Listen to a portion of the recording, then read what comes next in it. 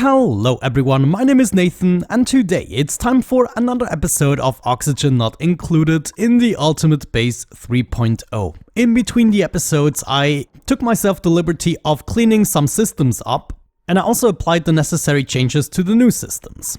So now I completely revamped the system we had right here in order to be exactly the same way we did it in the previous episode. So now we had this automation here. I applied the same thing right there, including a whole bunch of rails with buffers. It is the exact same system as we have up here from the previous episode, just arranged slightly differently. So if you understood this part, you can apply it to all the systems if you want. The way we had it previously, it also would have worked. I just figured this looks a lot cleaner and we can now consider this a finished module. Right here, we're going to be adding a whole bunch more lines because today we're going to be taking care of a bunch of farms. But this first farm here is going to be reserved for my sleet wheat. Yeah, for the sleet wheat, we just don't need that much space. However, I want 20 sleet wheat, so it's going to go all the way to here. Then we need the space for a farm station, which I believe is 3 wide. Actually, let's check.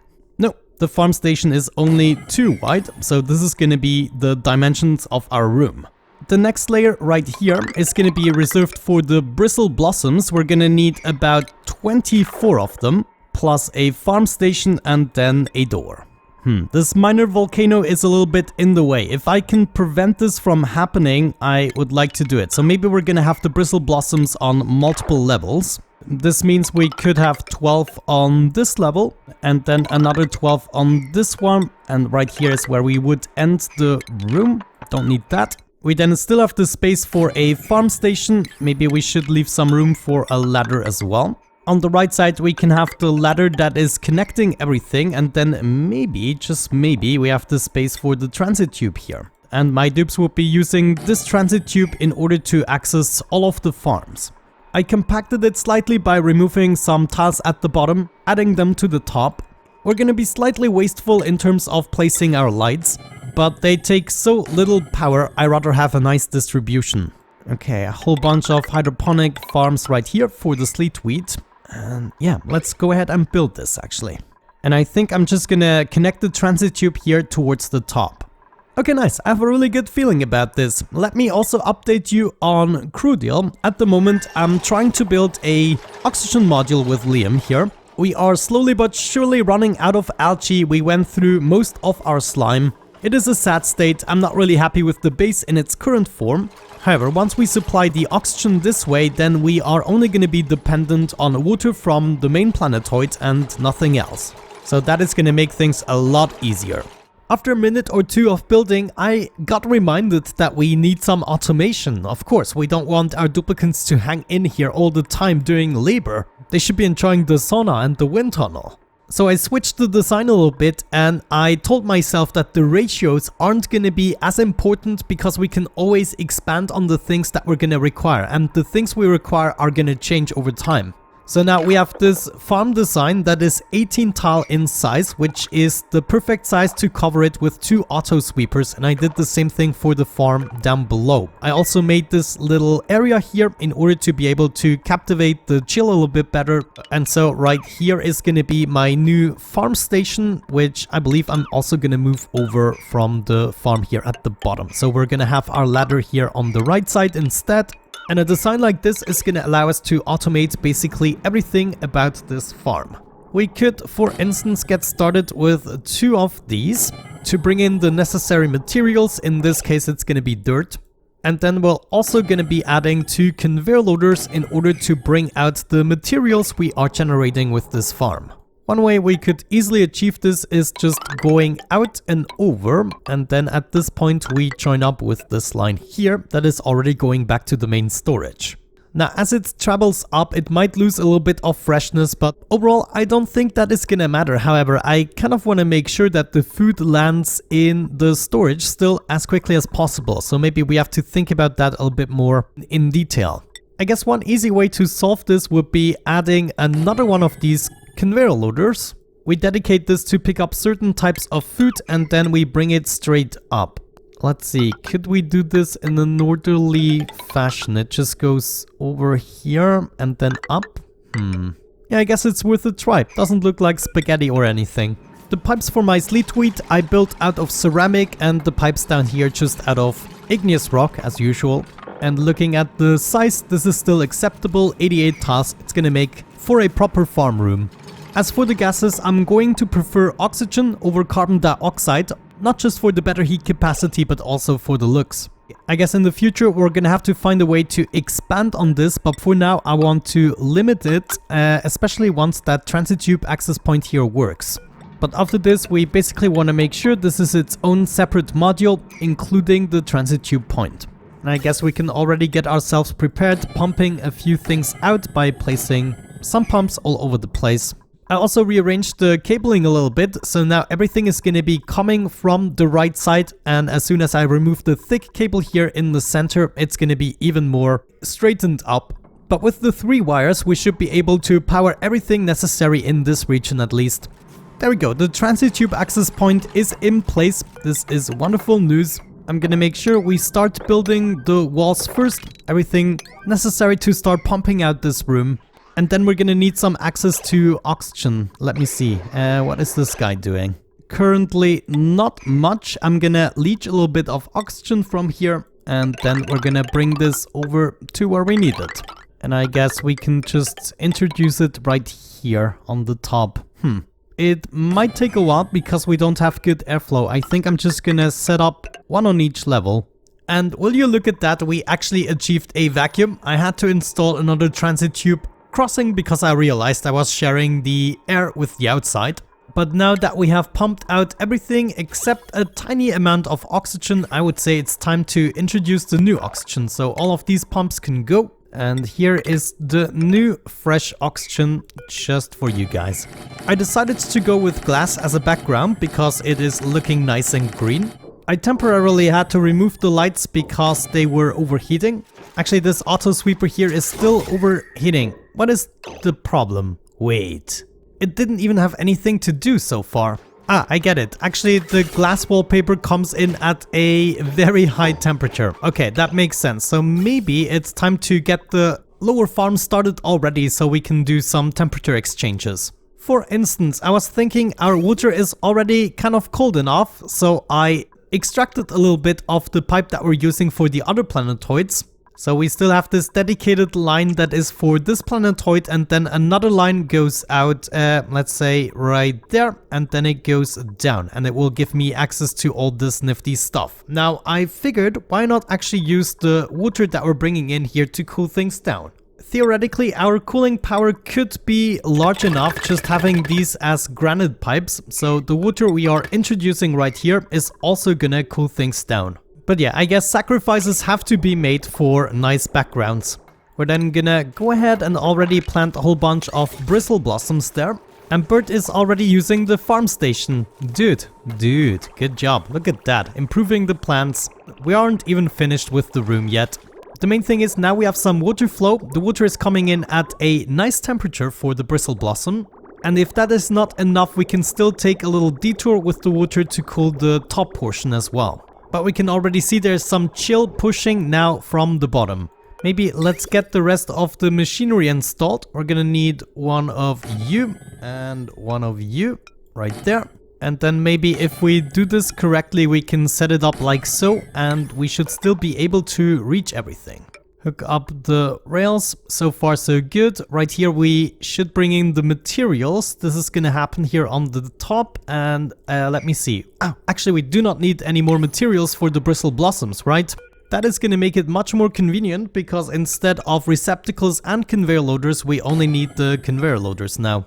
We are done with the oxygen. I'm just gonna deconstruct this and let the rest distribute inside.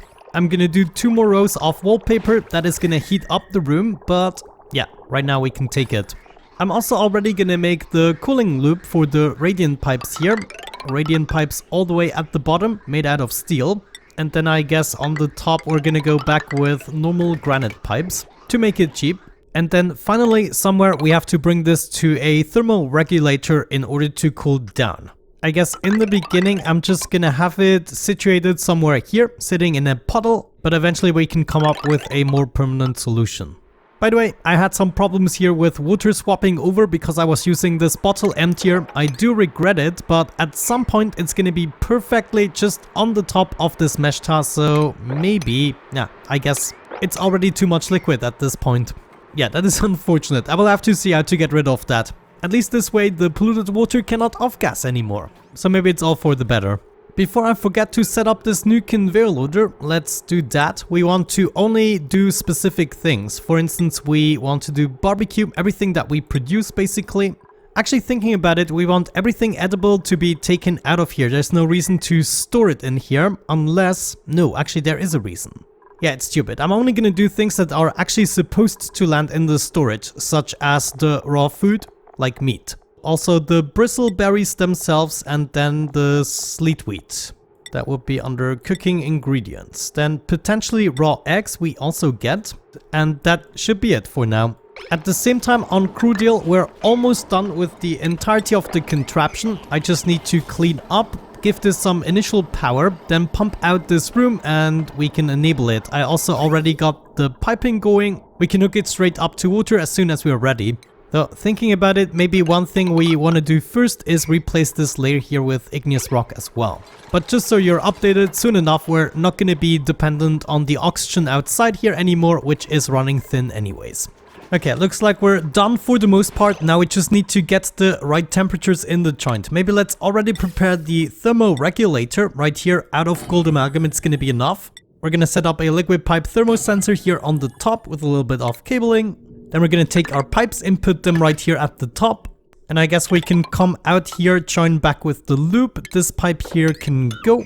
And we can do the bypass just like that with a bridge. That should be everything we require to set this up. I also emptied the pipe here from the oxygen and I made sure we can hook up the hydrogen right away.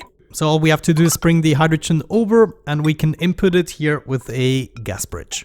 We're gonna power this up with the thick cable here. And that is going to be the cooling loop for the sleet wheat farm.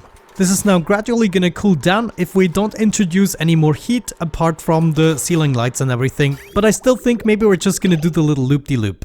The most important part are definitely the plants. So my suggestion is to do the loop like so. We first go through the plants and then we fill them up like so. Yeah, I think this is going to have a more immediate effect on the plants so they can start growing. Yes, nice temperature gradient. It is just a question of time now. Let's go ahead and dedicate the items we want to pick up. It's the blossom seeds and the bristleberries. So that is what we want to pick up here. Blossom seed. We want to pick that up as well. Let's copy the settings for this, bring it over. And that is this room sorted out already. So all we really have to do is make sure we bring in some dirt for these conveyor receptacles. Oh, looks like we already filled up the hydrogen loop here. Let's make sure we set this to the correct temperature. If we are above, let's say 5 degrees. Let's go a little bit lower. Let's say 3 degrees. Then we want to go ahead and activate this.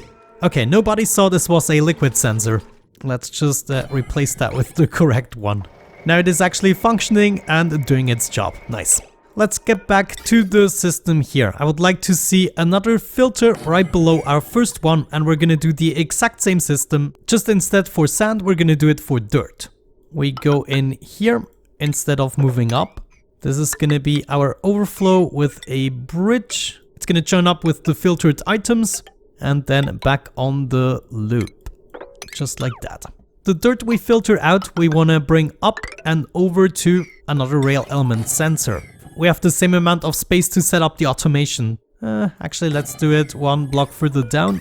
And now we can just copy this over. Same arrangement, same timing, probably even.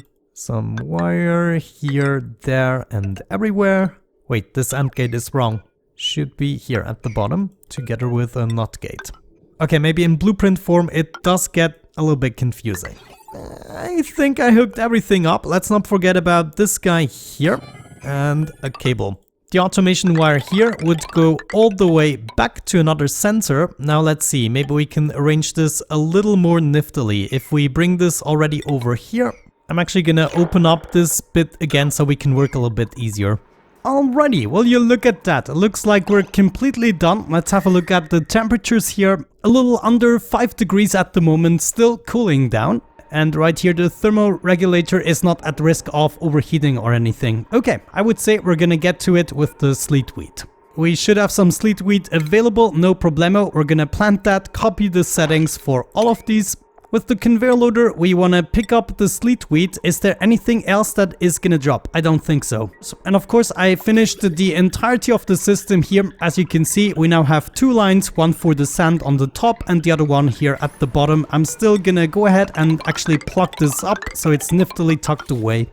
In the meantime, on Crudil, we're actually ready to launch the oxygen module. Let's make sure it is fueled up with energy. I already messed this up. This should have gone down instead of over. My bad. So we'll have to open this up briefly to fix the generator.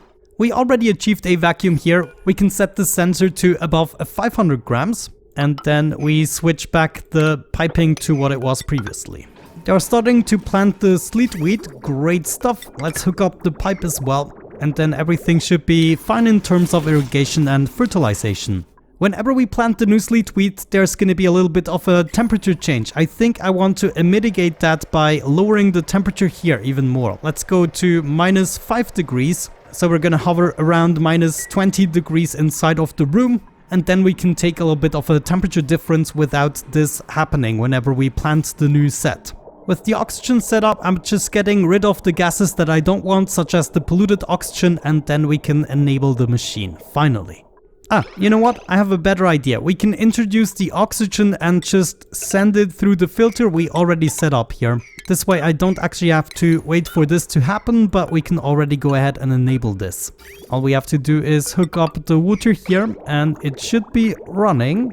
That also means we can disable the connection here. It can now run on its own power. And with that new system in place, we can dismantle everything that had to do with the oxygen production on this world, including the pump inside the base. This is going to be such a relief. And just like that, we have clean oxygen. We don't even need the filter anymore.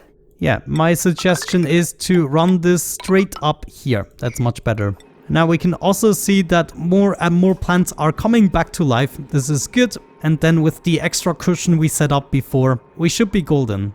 I still see some duplicants actually fertilizing everything despite the fact we have auto sweepers. I don't think we can completely prevent this from happening. It's just when my dupes are idling basically. Now there is one more thing we need to do, and that is actually important, and I'm gonna do that to wrap up the episode, and it has to do with the schedules.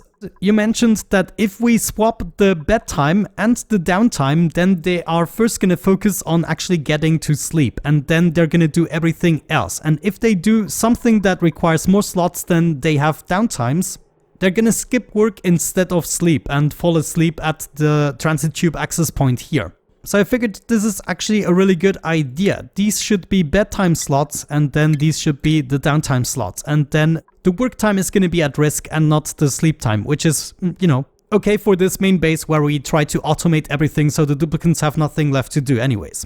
So I'm gonna do this for all schedules except the ones that are currently in the downtime. Alright then, I would say with that out of the way, we're gonna let the farm tickle along a little bit. I'm gonna make sure that we actually start cooking these things now, and also we do not want to store the sleet wheat in here anymore. It should go back into the deep freeze, but we now want to start crafting berry sludge as well. I still don't want to do frost buns. That is gonna be a later stage when we are aiming for the frost burger. But with that out of the way, thank you so much for watching. I really hope you enjoyed it. Have a great time and see you in the next one. Bye bye.